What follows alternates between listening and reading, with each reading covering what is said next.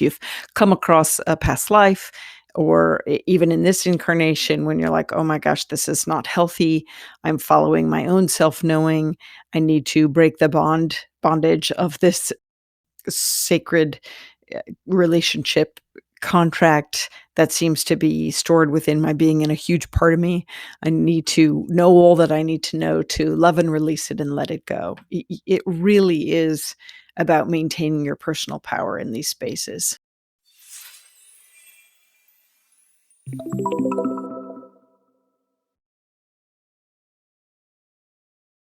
Hello, and welcome to the Constance Messmer Podcast. Thank you so much for tuning in.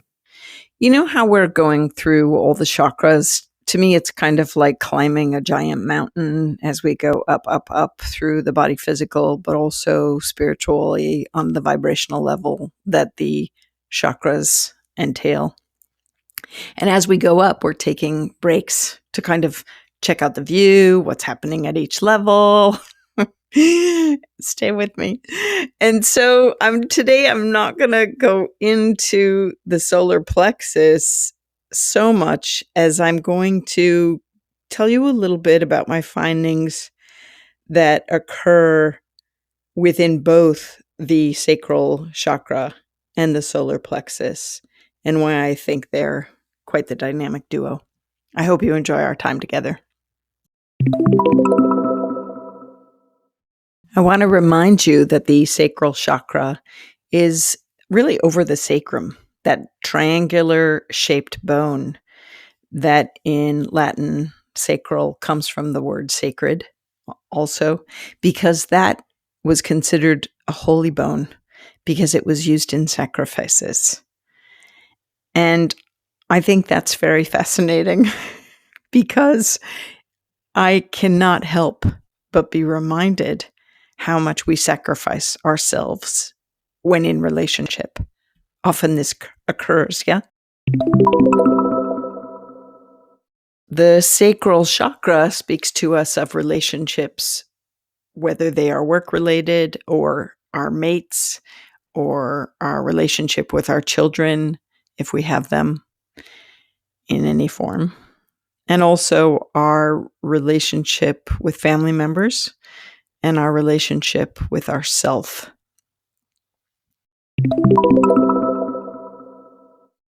It has been my experience on working energetically with the sacral chakra in countless situations, teaching energy classes and Reiki classes and energy and balance and doing healing work on people and doing reads on people. It is in the sacral chakra that we often find, or I often find, our sacred soul contracts when it comes to relationship. I think that this is an interesting thing to note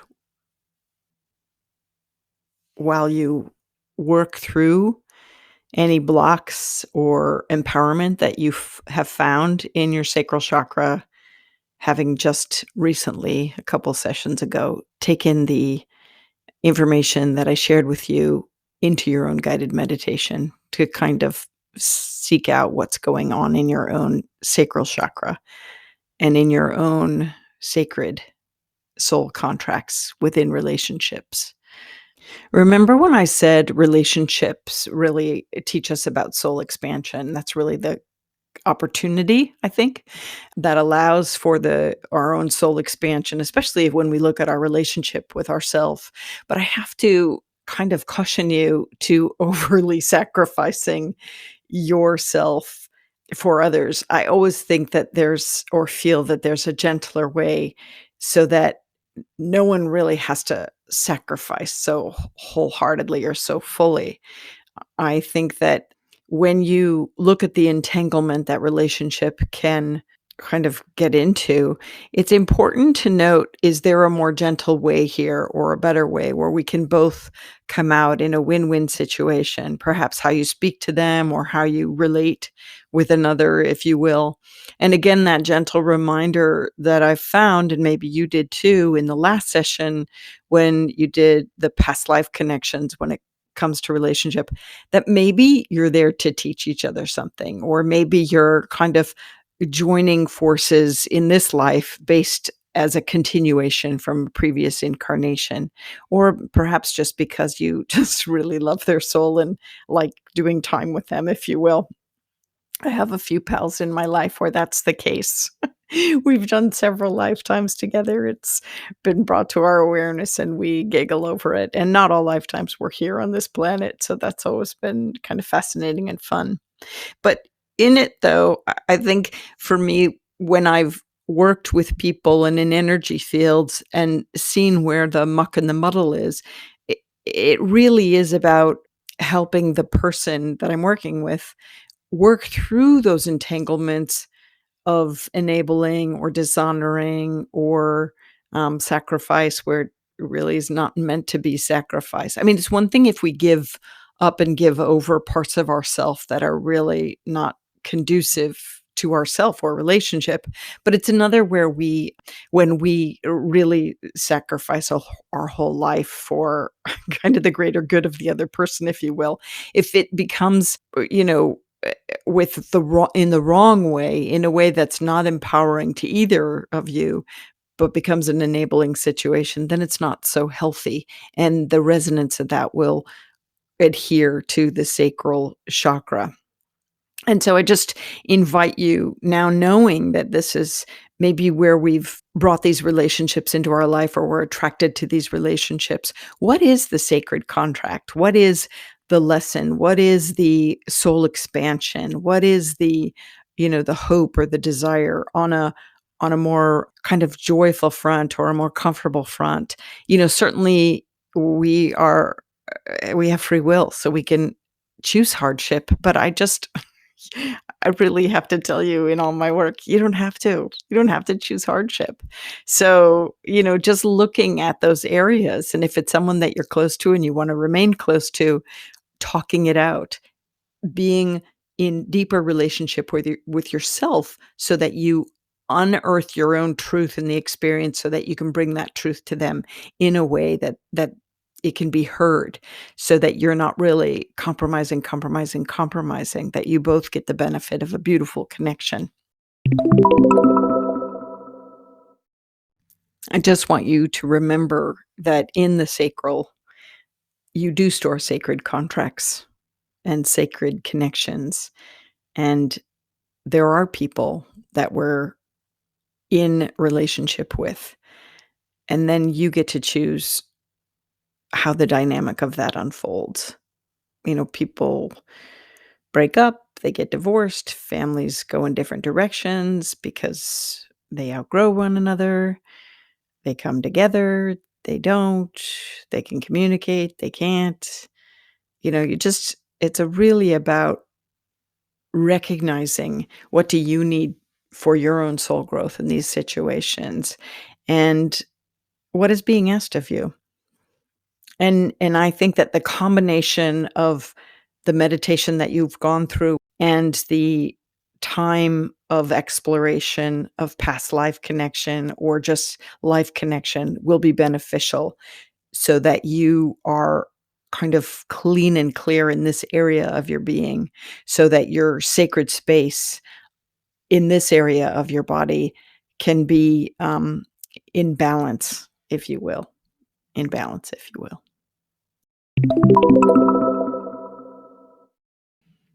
And don't forget, if you decide to part ways or go into those past life meditations and realize that you have to sever a tie, you can always, anytime you think of them with love and light, just because you've gone in separate directions, because the growth is not there, or because that it is not really for your highest good to maintain a physical or a proximity connection.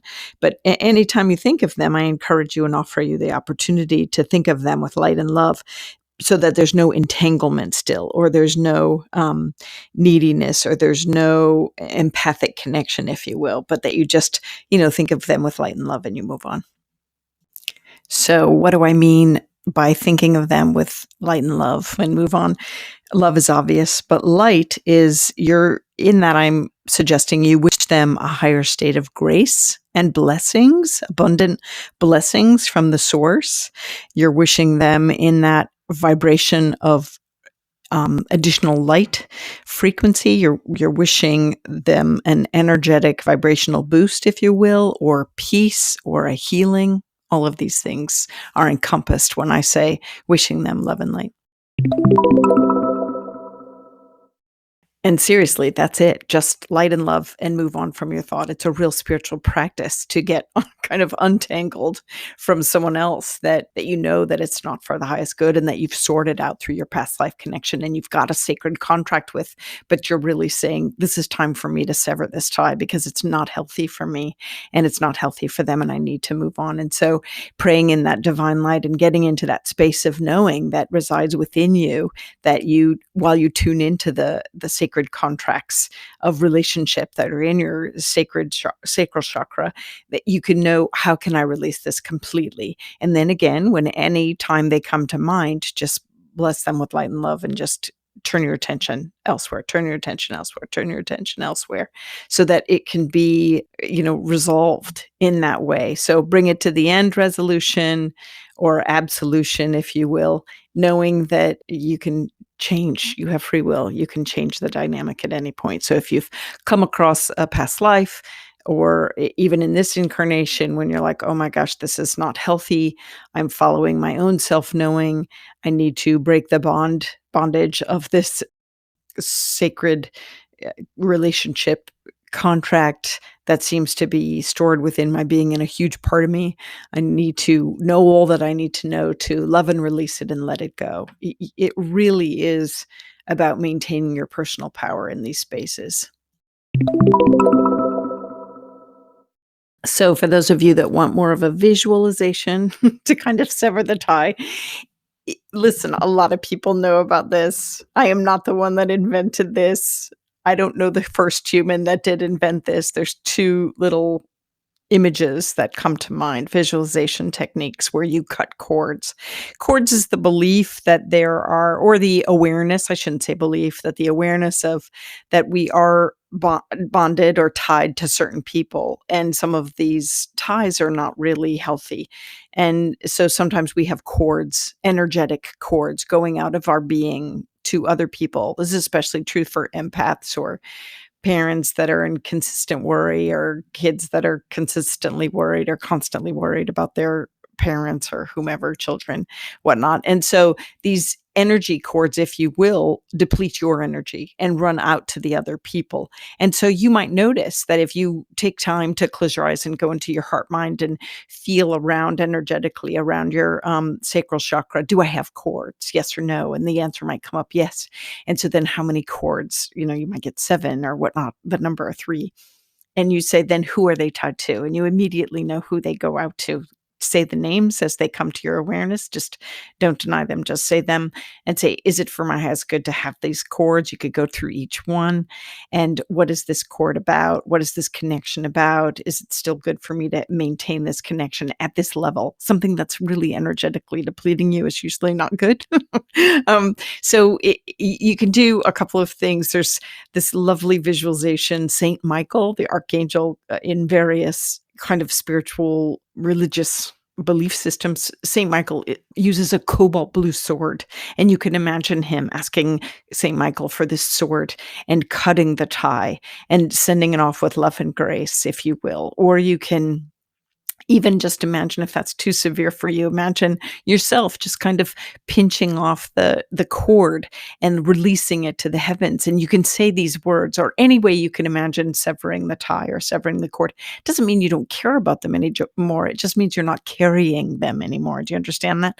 And so the way you could do this is you could say, I release and detach all energy that is in truth not mine, and I claim back to me all energy that is mine. Let it be cleansed or dissolved dissolved by the light upon its return to me. And so it is. Again, this is a saying or this mantra, if you will, or if this, I hate to use the word incantation, but this blessing, this prayer of kind of this is the directive that I'm giving the energy of my body and the energy between me and this other person that is no longer suitable for me to keep carrying this load of this connection. And so if you need something a little more than sending them off with love and light and turning away from them, here's a beautiful visualization and guidance kind of thing that you can do. Again, eyes closed, imagining tuning in, how many chords, who do they go to? Is it for my highest good to maintain this? What do I need to learn from this connection? Why am I holding them this way? Any of these things you can ask. I'm trying to create this repertoire between you and your soul's knowing. And so you can take this meditation into the deeper of your knowing to what needs to happen so that you might resolve this or absolve this connection that is in this way unhealthy for you, so that you can maintain your own energy, they maintain their own energy.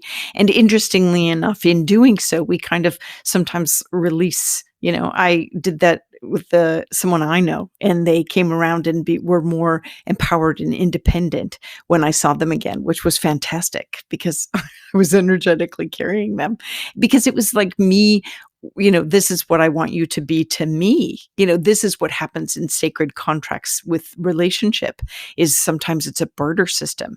And I'm allowing you in this moment as an opportunity to see if you've established kind of a barter system with someone else, whether it's a child or a spouse or a mate or a significant other or a sibling or a parent or whatnot, or a business associate. And instead, each standing in your own power and be supportive in that, right? Which is very different. And so I just appreciate you and validate your knowing in this regard, in regards to any connections that you feel at your sacral chakra when it comes to relationship with other and soul contracts that you want to work through.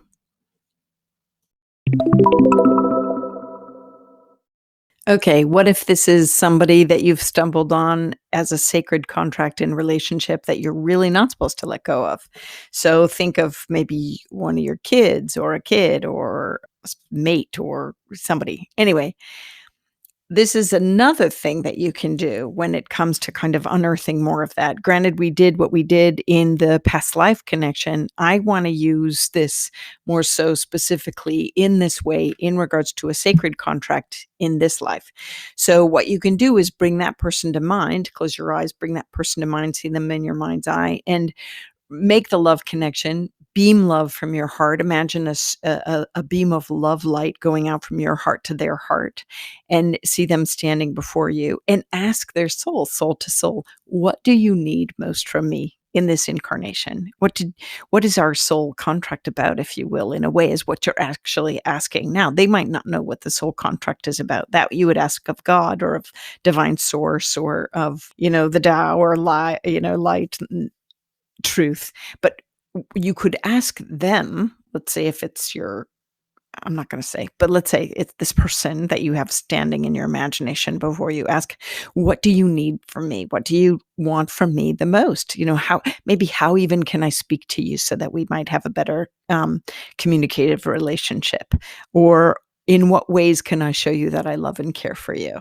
In what ways am I missing, the mark? Kind of this thing. How can I make this connection deeper? How can I make this soul relationship more profound, as in on the soul level, that I have it as a contract within my being, that I would be this to you and you that to me and whatnot, if you will. You understand what I'm saying? I know you do.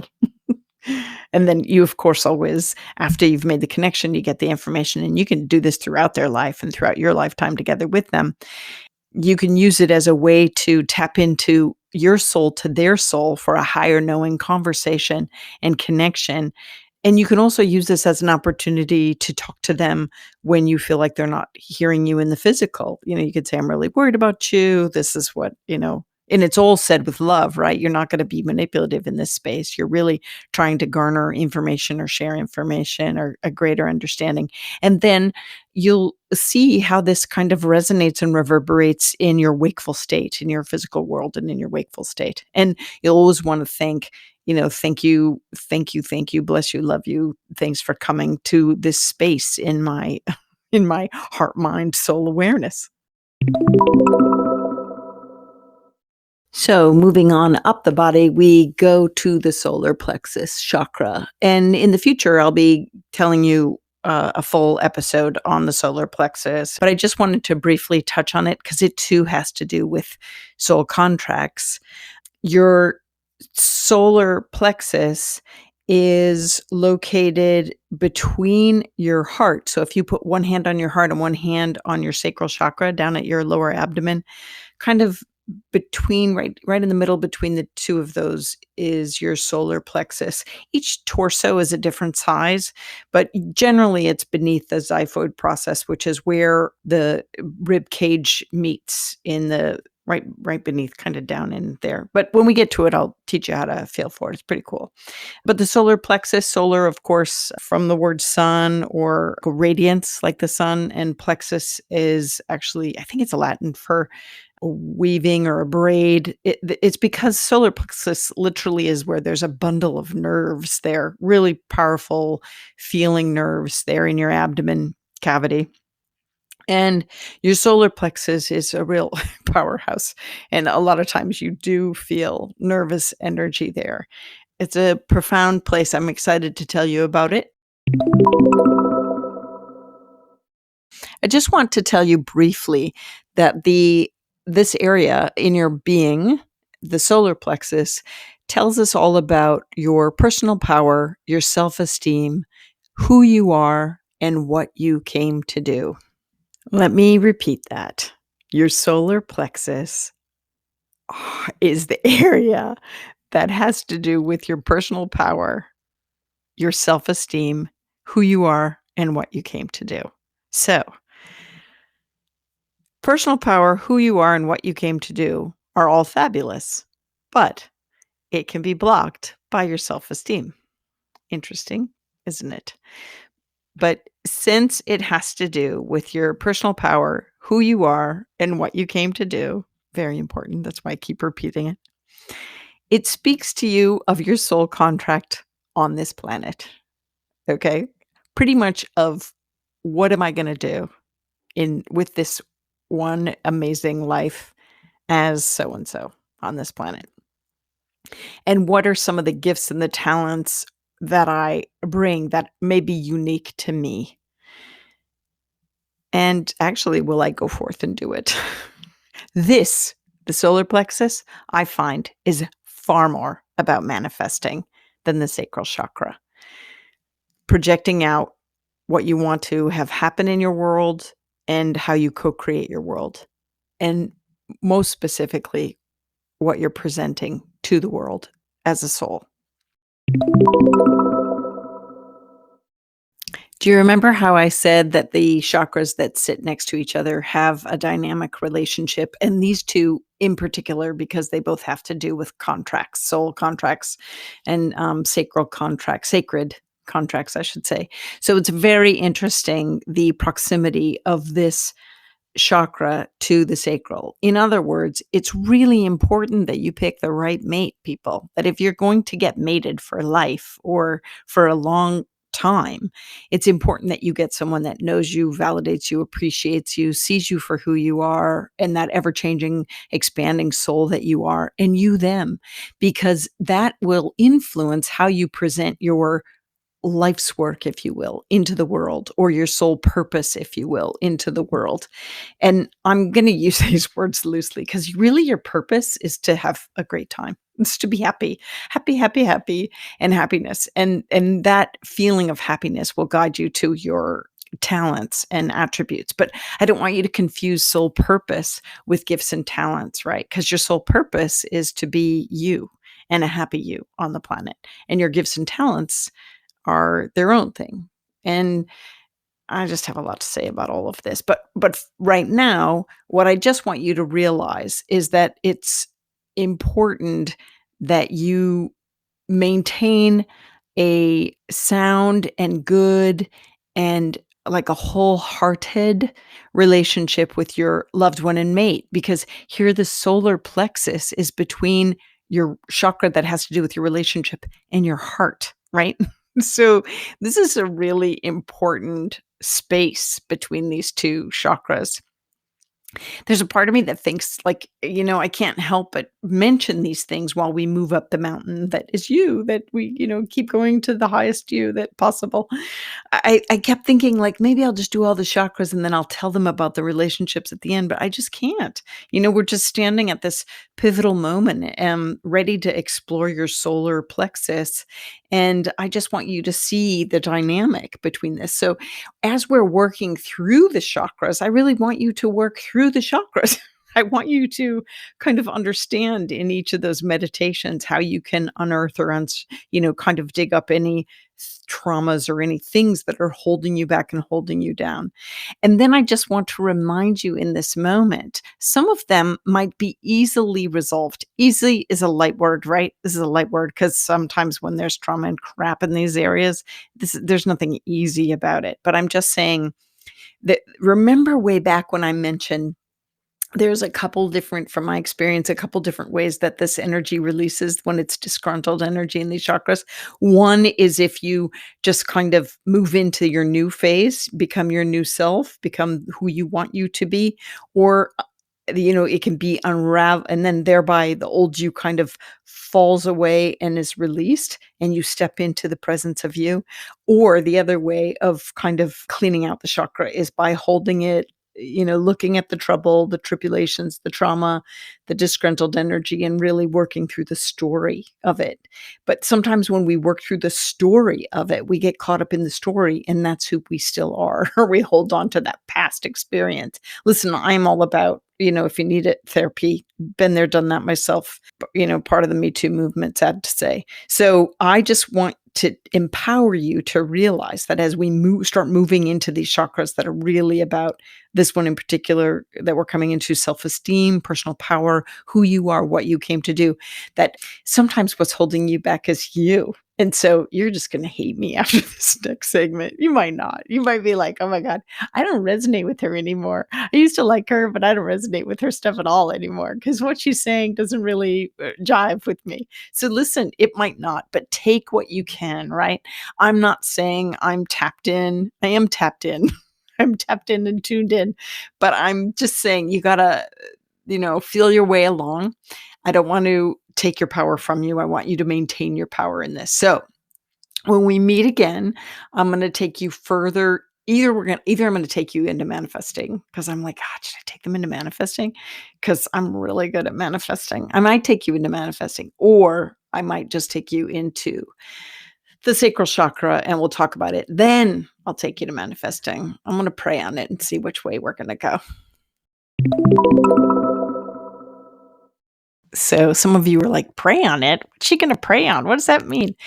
For me, it means to raise my heart mind to all that is, to the highest good, to the true source, and combine my energetic field with the space of divine consciousness so that I might know and be led to what I should do for my next step. It's a place where I dive into and reside every now and again, and more and more and more, which I always encourage people to do. So that's what I'm going to do. I'm going to sit with divine consciousness and, God. I'm going to go in the Tao, the flow, the space, great spirit, goddess, figure out what we want to go and do next together. But I will tell you this, in regards to your solar plexus and your personal power and who you are and what you came to do, we share that light. My friend, we share the light. Who you are and what you've come to do is to be the best possible version of yourself, the truest form of your very holy essence, your very sacred essence, your very true self, and a deeper knowing of your self and your feelings and your kind of your divine purpose of your path of joy and enlightenment in this life is the same as mine is. Now, how we play that out or the dynamic that we share or the experiences that we have might be different, but we're all on that same journey towards a greater knowing and highest good and highest self. And I'm excited. Okay, great. I feel good about this. I feel good that we shared the time to work through some things that are preparatory for you before we head into the solar plexus and all its glory, because it's an important chakra and I really want you to know how to work with it. I am grateful for your taking the time to study with me, and I totally enjoy you. Even though you don't think I know you, sometimes I like tune in and go, oh, I'm just sending out light and love to all those people that are listening and really casting this wide net of reverberation and holding them up to the heavens and really praying over them for love and goodness in their life and awareness and understanding. And so that's you. That's what I'm doing. I'm doing that over you. I hope you feel it. I hope you have something magical happen this week that kind of puts you on your path to your purpose or a greater sense of clarity for your own personal power or movement in relationship. I hope that you got a lot from today's session where I combined the sacred contracts that have to do with relationship and also you being on the planet for your particular path. Hey, Constance Messmer here. I just want to do a shout out of big thanks to all the members. I am so grateful. And all the people dropping in and giving little donations here and there and super thanks and all that stuff. I really appreciate you. You members and you people contributing and subscribers are what helped me bring this content to everyone, really. They both contribute to the cost of production, and I am definitely grateful for that. This stuff is not cheap to put out. Oh my God. Oh my God. So every little bit helps, and I am filled with gratitude that you're stepping up. I am not necessarily a joiner, not usually, but there are environmental issues and other organizations that I do belong to and I contribute to because I like to see them persevere. And I'm hoping you feel the same about this work. I hope you put it into practice in your life. That's another way that you could spread this work and help change our world, which is what I think it ultimately does. As you know, I think if everyone tuned into their soul senses, the world would be a much better place. So when you subscribe, it's a big yes vote for the content, and it helps spread the work across the planet. So when you put the lessons into practice and subscribe and like and share, you help me help you carry the lesson beyond you and me. And I am just really grateful. Legally speaking, this podcast is presented solely for educational, spiritual, and entertainment purposes. It is not intended as a substitute for medical diagnosis, treatment, or the advice of a physician, psychotherapist, or other qualified professional. You should not use this information to diagnose or treat a health problem or condition. Always check with your doctor.